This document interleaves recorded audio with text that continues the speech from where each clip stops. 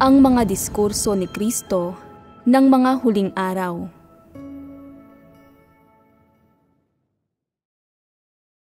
Mga salita sa iba pang paksa. CP.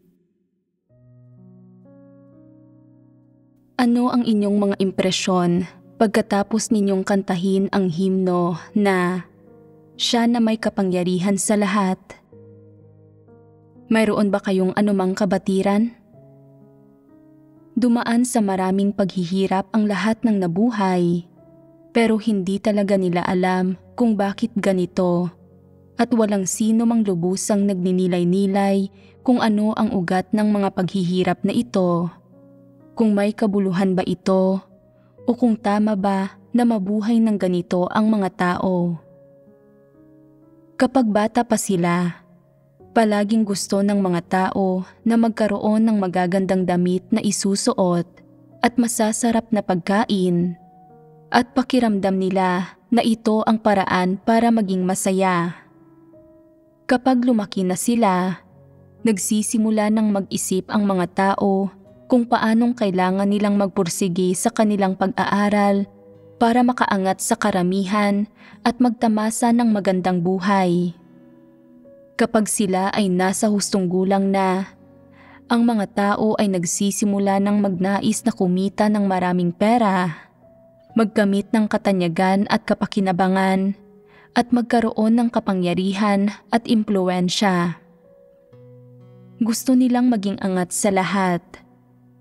Palagi silang naghahangad na magkaroon ng posisyon sa gobyerno at makuha ang respeto at paghangad ng mga tao.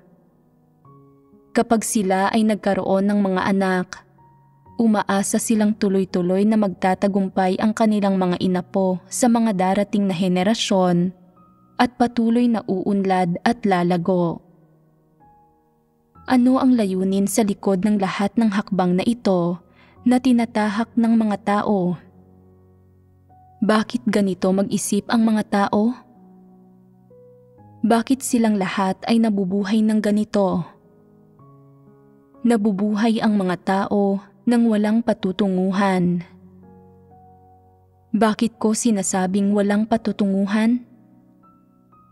Ito ay dahil hindi alam ng mga tao kung saan sila nagmula o kung saan sila patungo, at hindi nila alam kung ano ang dapat nilang gawin sa buhay na ito, kung paano sila dapat mamuhay o kung paano tatahakin ang landas ng kanilang buhay. Hindi alam ng mga tao ang mga bagay na ito. Kung gayon, bakit kaya pa rin ng mga tao na walang pagod na habulin ang katanyagan, kapakinabangan, at masayang buhay hanggang sa kamatayan ng walang pag-aalinlangan? Ito ay dahil ang mga tao ay ginawang tiwali ni Satanas at nakabuo sila ng maling pag-iisip at pananaw sa buhay. Ang tingin nila sa ganitong paraan ng pamumuhay ay isang bagay na tama, at ang tingin nila sa paghahabol sa katanyagan at kapakinabangan ay tama at nararapat. Iniisip nila na ang pagkakamit ng katanyagan at kapakinabangan ay kaligayahan, at nabubuhay sila ayon sa mga paniniwalang ito. Ganito nakikipag-unahan ang mga tao sa landas ng paghahangad ng katanyagan at kapakinabangan, at ang resulta ay hindi nila natatagpuan ang kaligayahan kahit hanggang kamatayan. Ganito namumuhay ang lahat. Walang ibang matatahak na landas sa mundong ito. Ang lahat ay gustong kumita ng pera at magtamasa ng magandang buhay. Mahirap ang buhay kapag walang pera, at marami kang magagawa rito, kaya gusto ng lahat na kumita ng higit pa.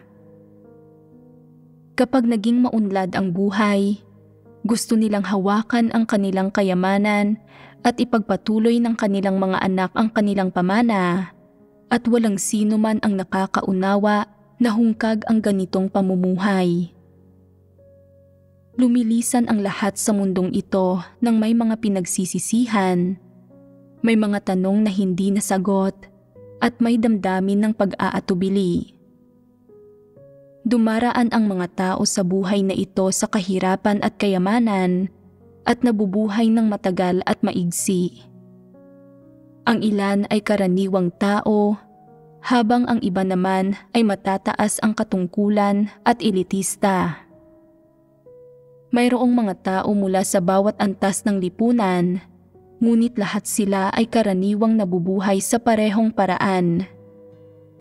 Nag-aagawan sila para sa katanyagan at kapakinabangan ayon sa kanilang mga pagnanais, ambisyon at satanikong disposisyon, at hindi sila matatahimik nang hindi nila nakakamit ang mga layong ito. Sa mga pangyayaring ito, maaaring isaalang-alang ng mga tao.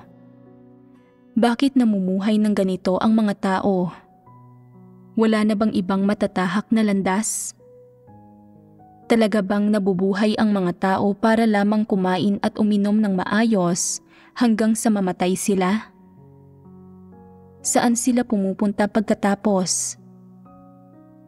Bakit ang napakaraming henerasyon ng mga tao ay namuhay sa ganitong parehong paraan? Ano ang ugat ng lahat ng ito? Hindi alam ng mga tao kung saan sila nagmula, ano ang kanilang misyon sa buhay, o kung sino ang namamahala at siyang may kataas-taasang kapangyarihan sa lahat ng ito.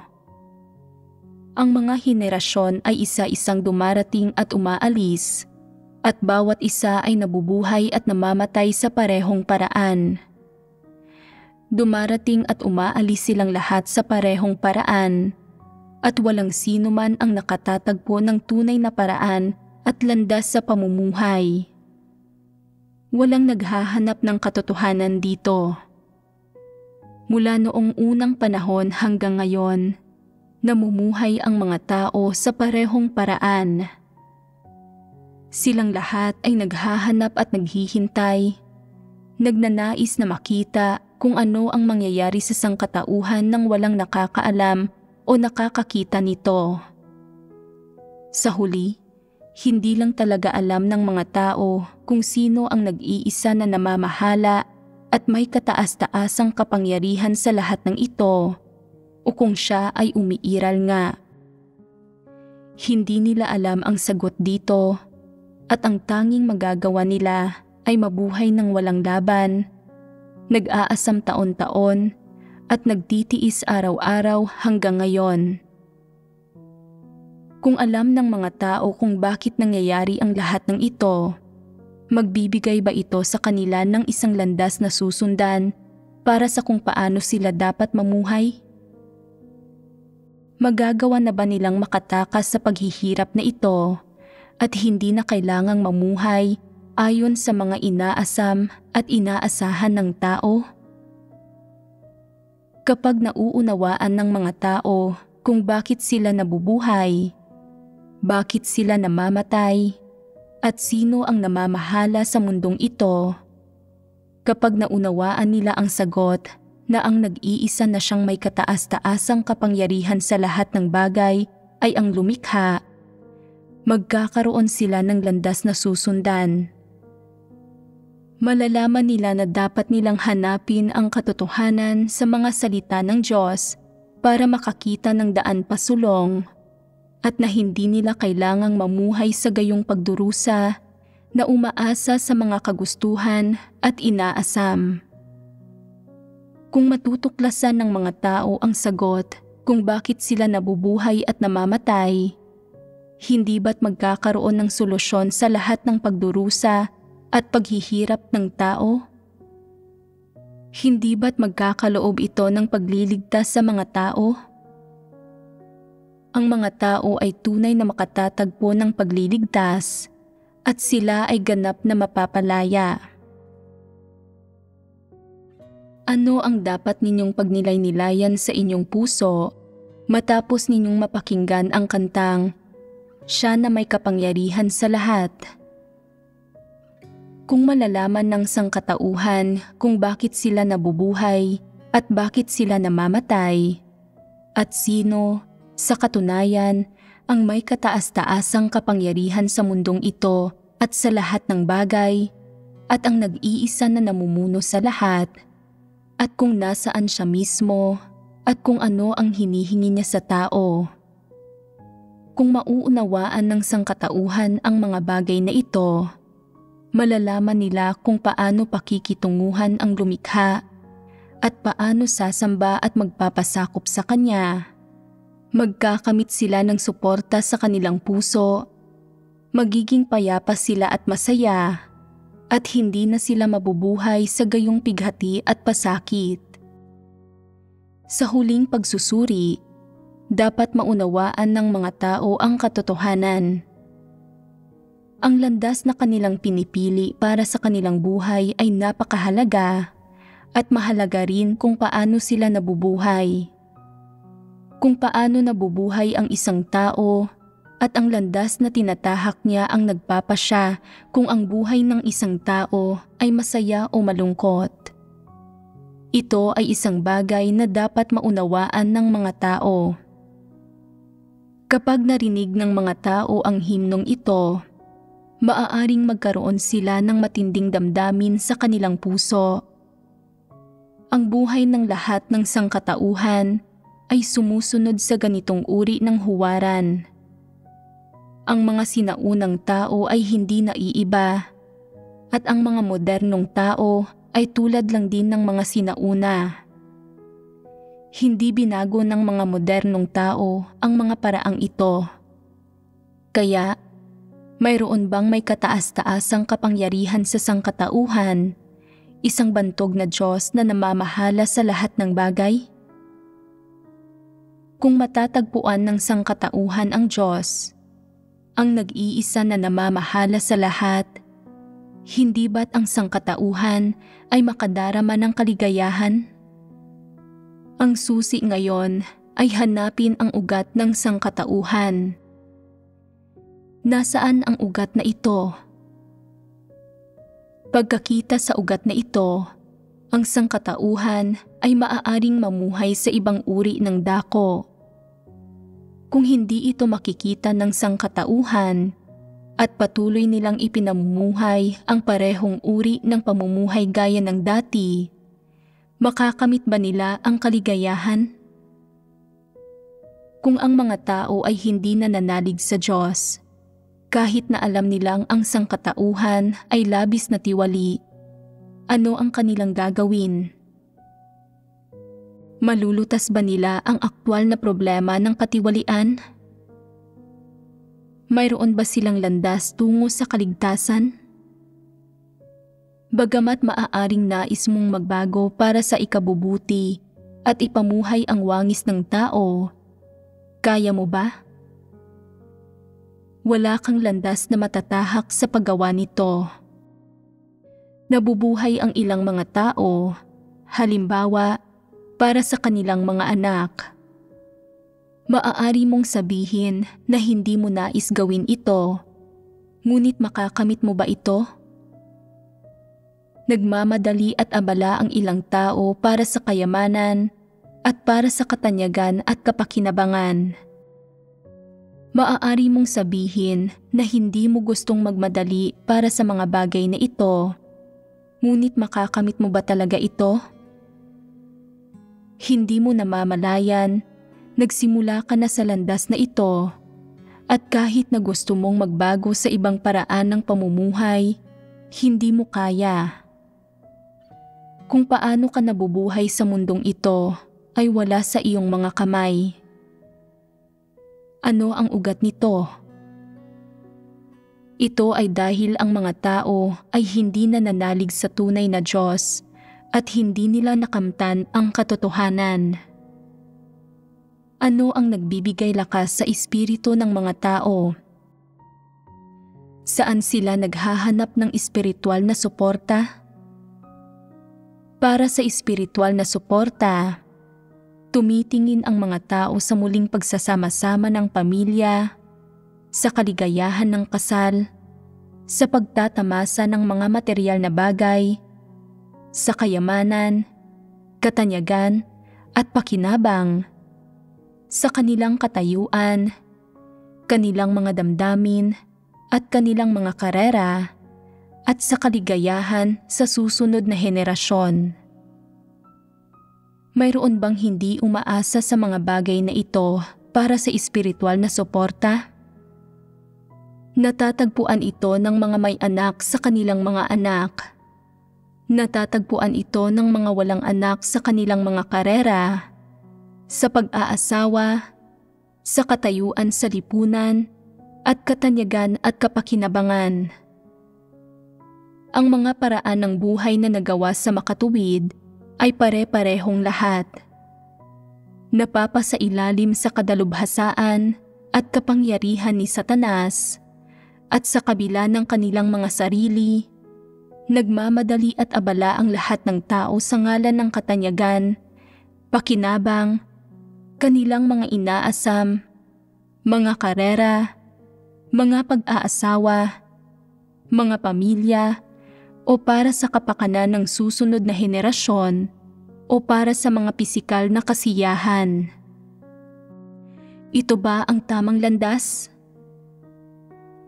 Gaano man kaabala ang mga tao sa mundong ito, gaano man sila naging matagumpay sa kanilang propesyon, gaano man kasaya ang kanilang mga pamilya, gaano man kalaki ang kanilang pamilya, gaano man kaprestihiyoso ang kanilang katayuan, may kakayahan ba silang tahakin ang tamang landas ng buhay ng tao?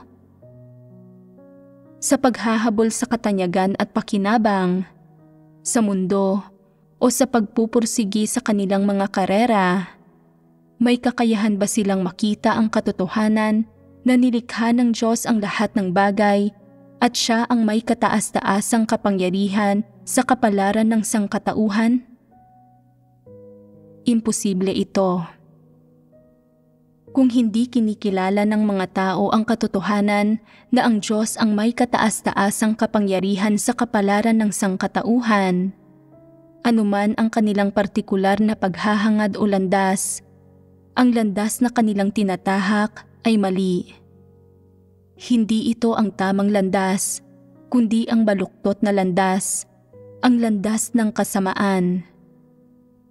Hindi mahalaga kung nagtamo ka ng kasiyahan mula sa iyong espiritual na suporta o kung hindi, at hindi mahalaga kung saan mo natatagpuan ang suportang iyon.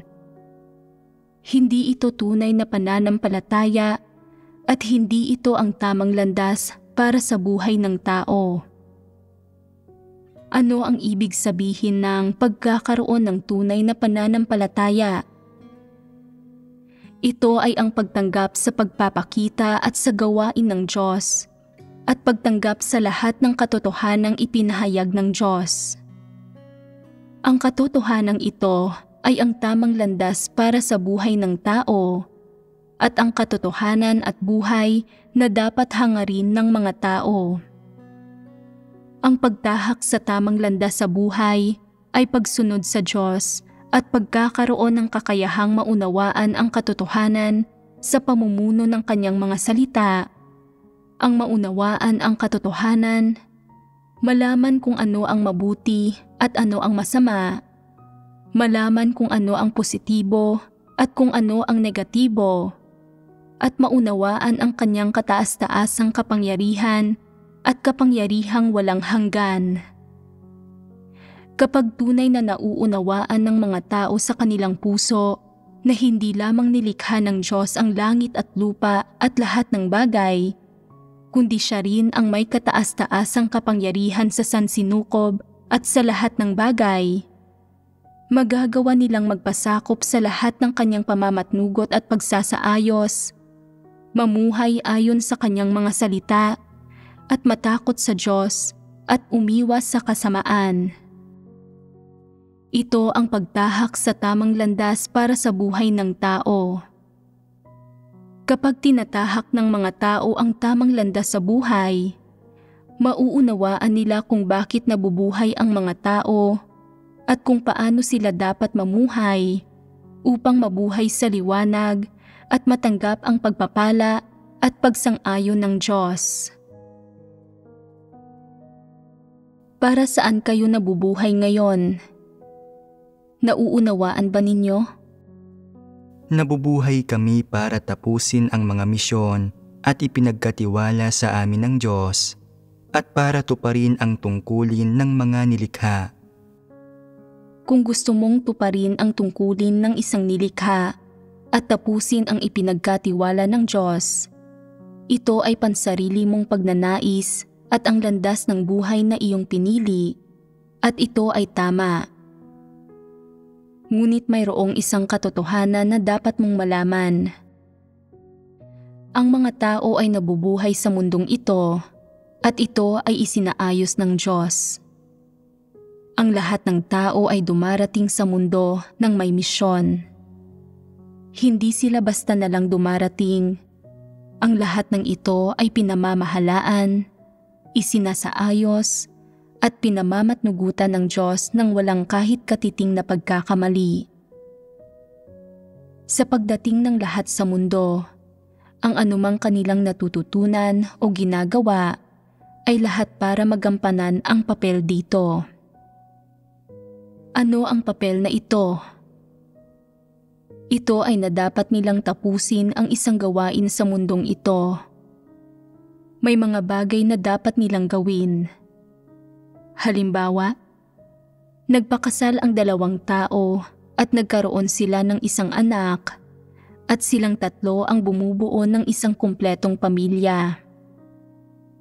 Sa pamilyang ito, nabubuhay ang asawang babae para tuparin ang kanyang misyon na alagaan ang kanyang anak at asawa, ang alagaan ang pamilya. Para saan nabubuhay ang bata kung gayon? Ano ang papel na ginagampanan nito? Bilang tagapagmana ng pamilya, siya ang magpapatuloy ng kanilang angkan. Siya ang susunod na henerasyon ng pamilyang ito. Kompleto ang pamilyang ito dahil dumating ang batang ito at ito ang unang papel na kanyang ginagampanan. Lalaki man siya o babae, may sarili siyang misyon. Tungkol naman sa kanyang tadhana sa hinaharap, sa kung ano ang kanyang magiging mga akademikong kredensyal, kasanayan o propesyon paglaki niya, o kung kailan siya mananalig sa Diyos at kung anong tungkulin ang kanyang gagampanan pagkatapos. Hindi ba't ang bawat isa sa mga hakbang na ito ay pinlano at isinaayos ng Diyos? Siya ba mismo ay may pagpipilian? Mula nang isinilang ang isang tao sa isang pamilya, wala ni isang hakbang ng kanyang kapalaran ang pinili niya, at ang lahat ng ito ay isinaayos ng Diyos.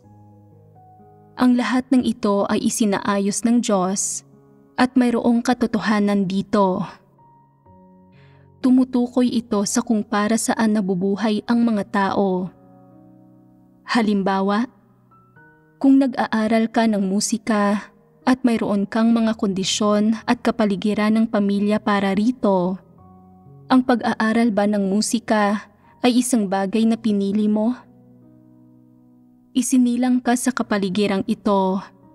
Natutunan mo ang isang propesyonal na kasanayan sa pamamagitan ng pagtataguyod sa iyo ng kapaligirang ito at naisakatuparan mo ang misyong ito.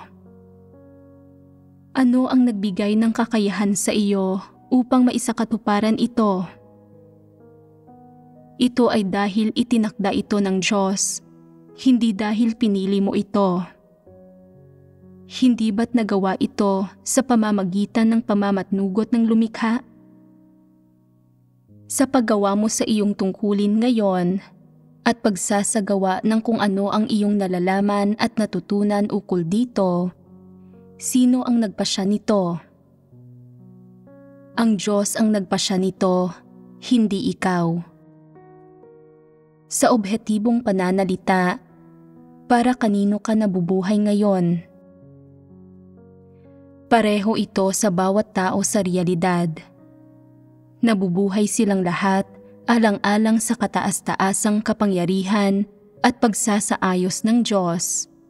Alaman nila ito o hindi, at namamalayan man nila ito o hindi. Ang mga tao ay parang mga piyesa sa isang laro, kung saan ka ilalagay ng Diyos, kung ano ang ipagagawa niya sa iyo, at kung gaano katagal kanya pananatilihin sa isang lugar. Ang lahat ng ito ay nasa ilalim ng kanyang pamamatnugot. Pagdating naman sa pamamatnugot ng Diyos, ang totoo, ang mga tao ay nabubuhay lahat para sa layunin ng kanyang kataas-taasang kapangyarihan at pagsasaayos, at para sa kanyang pamamahala, at hindi sila ang may kontrol. Gaano ka man kahusay o kagaling, hindi ka maaaring lumampas sa tadhanang itinakda ng Diyos para sa iyo. Walang sino man ang maaaring mabuhay ng lampas sa mga limitasyong ito o lumabas sa tadhana at sa buhay na itinakda at isinaayos para sa kanya ng lumikha. Ang totoo, ang lahat ng ito ay mga bagay na hindi nalalaman ng mga tao, at hanggang sa ngayon ay nagpapatuloy sila sa ilalim ng pamamatnugot at kataas-taasang kapangyarihan ng Diyos nang hindi nila namamalayan at nang hindi voluntaryo. Sa obhetibong pagtingin, ano ang naintindihan na ng mga tao?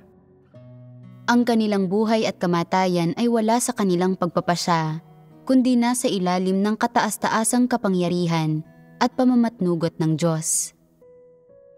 Hindi sila dapat magtangkang maging tagapangasiwa ng sarili nilang kapalaran, at dapat silang magpasakop sa kataas-taasang kapangyarihan at pagsasaayos ng Diyos.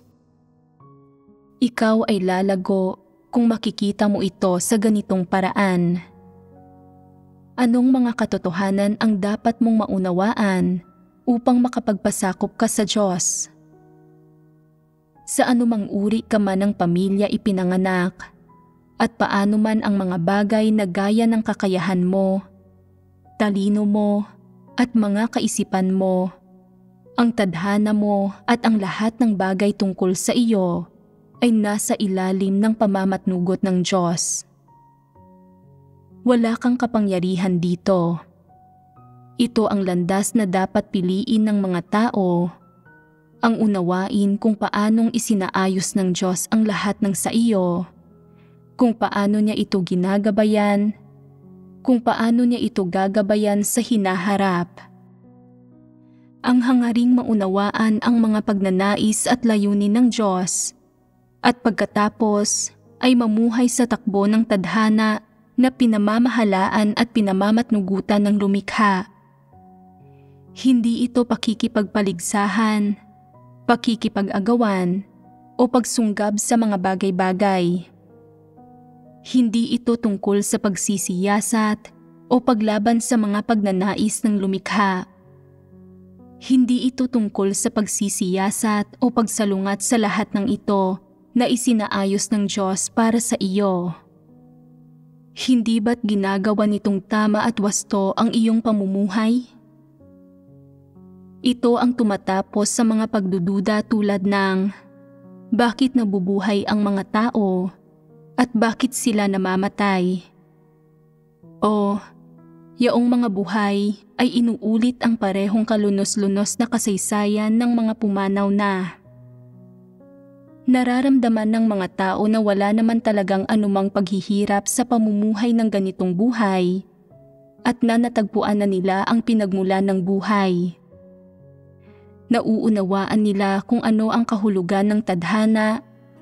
Alam nila kung paano dapat magpasakop ang mga tao sa pagsasaayos ng lumikha, at hindi sila lumalaban.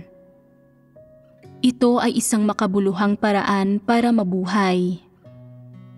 Hindi na umaasa ang mga tao sa mga imahinasyon ng kanilang isipan o sa kanilang sariling lakas upang magsumikap at makipaglaban para sa kaligayahan. Alam nilang ang lahat ng iyon ay kahangalan at katigasan ng ulo, at hindi na nila ito ginagawa. Natutunan na nilang magpasakop sa kataas-taasang kapangyarihan at pagsasaayos ng lumikha, at napakalaking pagdurusa ang naiwasan nito. Kung gayon, ganito na ba kayo nabubuhay ngayon? Nararamdaman ba ninyong hindi kayo tinatrato ng tama sa buhay ninyo at hindi kayo pinahahalagahan? Alam ninyo na ang inyong mga talento at ang inyong tungkulin ay isinaayos at ibinigay sa inyo ng Diyos. Ngunit nararamdaman pa rin ninyong ginawan kayo ng masama at na hindi kayo pinahihintulutan ng tungkulin na ito na matupad ang inyong mga aspirasyon. Ang totoo, mayroon kayong mas matataas na mithiin, ngunit ang partikular na larangang ito na kung saan ninyo ginagawa ang tungkulin ninyo ay hindi talaga nagpapahintulot sa inyo na matupad ang mga ito.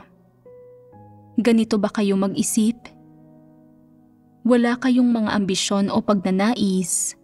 Wala kayong mararangyang pangangailangan. Isinantabi na ninyo ang lahat ng dapat ninyong isantabi at ang kulang na lang sa inyo ay ang maunawaan ang katotohanan upang malutas ang mga tiwaling disposisyon ninyo. Ginagawa nitong mas lalong malinaw ang landas na dapat tahakin ng mga tao at ang direksyon na dapat nilang puntahan. Hindi na nila kailangan pang magtanong ng tulad ng, bakit nabubuhay ang mga tao? At bakit sila namamatay? Sino ang siyang namumuno sa lahat ng bagay?